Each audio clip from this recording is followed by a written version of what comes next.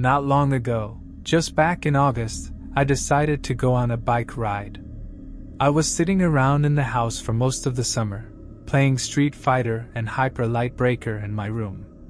I wasn't doing nothing every day, not exactly, but I still felt like I needed to get out of the house. Besides, it was a nice day outside. So after sleeping until about noon, I walked next door and rang the doorbell. My neighbor Terry is way more into riding bikes and going to the gym and that kind of thing than I am. Don't get me wrong, he's still the type to play hundreds of hours of Elden Ring and Minecraft in a year, but he's more on top of staying in shape than me. Not because either of us really needed to, but I guess he does it just as a hobby. Anyways, I guess that day he was out of the house. I suddenly remembered that he had an actual summer job. He was probably working at his uncle's garage, about an hour's drive north up the highway. His mom came to the door and told me as much. I was over there often, so this was a pretty common thing for her. "Oh, hey. He's working today. He should be back around 9 o'clock though. I'll tell him you came by," she said. "All right. Thanks." So I went back over to my garage to get my bike, walking back up through the house, hitting the button to open the garage door, walking back down out the front door, around the house to the garage, pulling out my bike, and ducking under the garage door as it closed. The only button was inside. As I rolled out of my driveway, I decided I wanted to go somewhere new. Usually I just go around the lake and ride around the bike trail, a few blocks down from the house. That day, though, I decided I wanted to go somewhere new. I turned the wrong way out of my driveway, and after cutting through a different trail, ended up at a Shell station about 30 minutes away. Honestly, I already had no idea what part of town I was in, but I knew how to get back, so I wasn't really lost. I went into the station, talked a bit with the clerk, and bought some bottled water. On my way out the door, I noticed another trail sign out the window of the gas station. "Hey, do you know where that goes by any chance?" I asked the clerk, gesturing towards the post with the trail marker on it. "I dunno, probably just back around to the lake. Most of these trails connect up somewhere in the woods." He shrugged. "I've never really gone that way though, so don't take my word for it." I had never been there either, but I figured if it went somewhere sketchy, I'd just turn around and head back. So after about another 30 minutes of riding, the gears on my bike locked up and the pedals stopped turning. The wheels had been clicking for a while, so I figured they probably just got mud or something in them, and I was just going to turn around and walk it back, maybe see if the gas station had a hose or something to wash whatever was stuck in it out with. But as I hopped off my bike and turned around, something caught my eye. Off to the side of the trail, there was a metal gate, the kind you see in parking lots occasionally, that section off the road. It didn't look like it led anywhere, because the only things back here were trees, birds, and dirt paths. Maybe the occasional moose wandering around if you were unlucky. So of course I had to explore a little bit. I took out my bike lock and wrapped it around the gate, and just on a whim, decided to walk down past the gate a bit. There wasn't much. At first glance, you'd think there was nothing back there, but if you paid close attention, you could see where the grass had been flattened and worn down, and there was a thin trail through the woods. I wasn't sure if it used to be an actual path, or if it was just where some animal had been cutting through the trees, but eventually it led to a small clearing.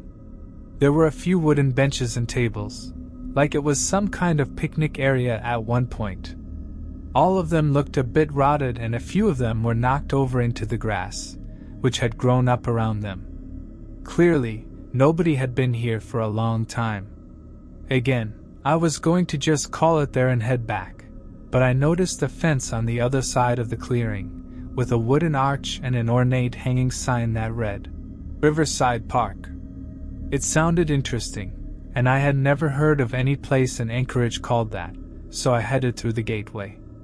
Come to find out, it was this old botanical garden in the woods.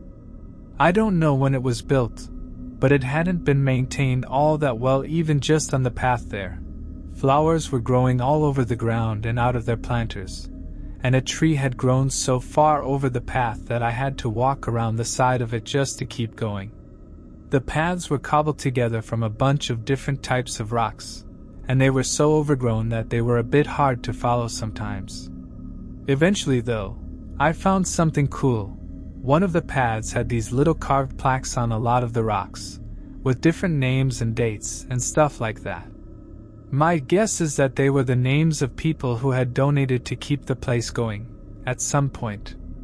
I remember they stopped at 1956, with some guy named Edward Walsh. It was a pretty nice place, all in all. There were all kinds of cool trees and flowers, and it did in fact have a river running through part of it, with this fancy wooden bridge crossing over it. It was hard to see very far though. There were a lot of posts with planters hanging from them along the paths, and as nice as they probably looked at one point, most of them were just filled with dead vines, reaching all the way down to the ground and blocking the view. I walked around for a bit, and I found a big stone fountain in what I guess must have been the middle of the place. It had these two stone birds carved into the top of it, looking up at the sky with their beaks open, where the water probably used to come down from at one point. The side of the fountain had a huge crack in it, and there wasn't water in it anymore. My guess is the water froze and broke open the side of it over the winter. What was still in it though was coins. A lot of them, quarters, pennies, even some old gold ones, shining brightly in the sun. So I did what anybody in my situation would do, and I pocketed all the really shiny, valuable-looking ones.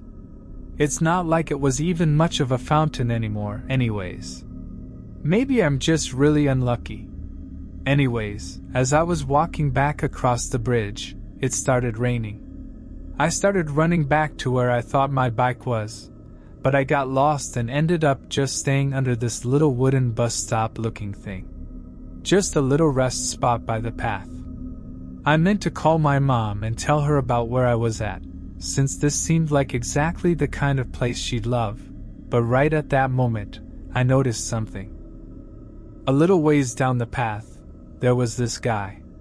It was sort of hard to make him out through the rain, but it looked like he was wearing this long, black trench coat, with a dark hood over his head. Now normally I'd have said something, but then I remembered I was in the middle of nowhere in the woods, and that whoever this guy was, he was either A, homeless, or B, some weirdo who hangs out deep in the woods on Monday afternoons. Ignoring the fact that I technically also fell into that second category, I decided to hide behind the little bus stop thingy as he passed by on the path. I was too scared to follow him, because I didn't want him to see me. But I did notice one thing: the guy was tall. Not like Slenderman tall, but a good 6 feet 8 inches or so. His hands looked pale and bony, and he was carrying what looked like a wide, double-edged knife. So yeah, I definitely wasn't going to attract any attention from this guy if I could help it. I watched as he kept walking until he eventually disappeared into the rain, and then stepped out from behind the wall of the little canopy and started walking in the opposite direction. The path was muddy and wet, and more than a few times my shoes felt like they were stuck to the ground. I decided I was going to go find a tree or something to stand under and call my mom, maybe see if I could figure out where I was on Google Maps or something. Instead of a tree though, I ended up at what looked like a gift shop. It was still in pretty decent condition compared to a lot of the place, and the roof seemed mostly intact, so I pushed my way inside the front door. There was a little bell attached to it that dinged when I finally got the door open, which startled me a bit. It wasn't a very big shop, just one room that was mostly made of wood, with a thick, stiff-feeling carpet covering the creaky floor. It looked like the place had been mostly cleaned out. The only things left on the shelves were a few small, sad-looking beanie babies, and some outdated books about gardening. There was still a map of the garden hanging up on the wall behind the counter though, which I took a photo of. I was still back behind the counter trying to find cell service when I heard the bell on the door ring. I ducked under that thing faster than I've probably ever moved in my life. Surely this man couldn't have crossed the entire garden that fast, I thought. It hadn't even been 20 minutes since I saw him going the other way. But sure enough, there was a ding. A short pause, and then the floor creaked. A shadow passed over the counter. I could see it moving against the wall, his head swiveling, scanning the room, as if he knew I was there. I held my breath and stayed as still as the statues in the garden. Heavy footsteps fell on the carpet as it walked around the room. First it went to the shelf with the stuffed animals. It walked around it to the books, then to the locked door of the bathroom. It paused for a moment, then it rattled the handle. Then it came to the counter. It stood there, for a long, long time. And then I heard it tap on the wood just above me. A loud, hard sound that made me gasp out loud.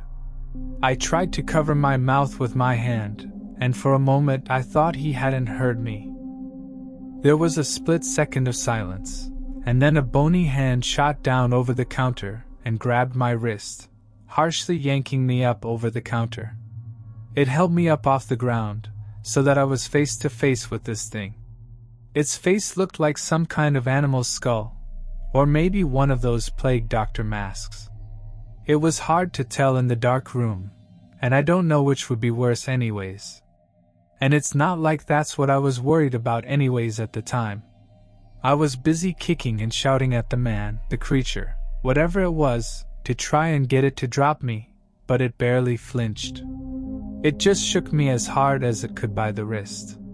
The coins I had stolen from the fountain rattled around, and the creature paused, staring me in the eyes for a moment. It put its free hand in the pocket of my jacket and ripped it from the seams, watching as the coins and fabric clattered to the ground. It looked back up at me again, for a long, drawn-out moment. Then it let go of my wrist, dropping me to the ground, and as I stood there, dumbfounded, it reached out and roughly pushed me towards the door. The message was clear enough. I left as fast as I could, running through the mud and rain until I ran out of breath. My bike was still there when I got back, and I think the rain must have helped wash out whatever was stuck in the gears, because it seemed to suddenly be working fine again. I got back to the gas station and talked with the clerk again. "Man, you're drenched," he laughed. "Did you figure out where that trail went?" "Yeah, it just loops back to the lake.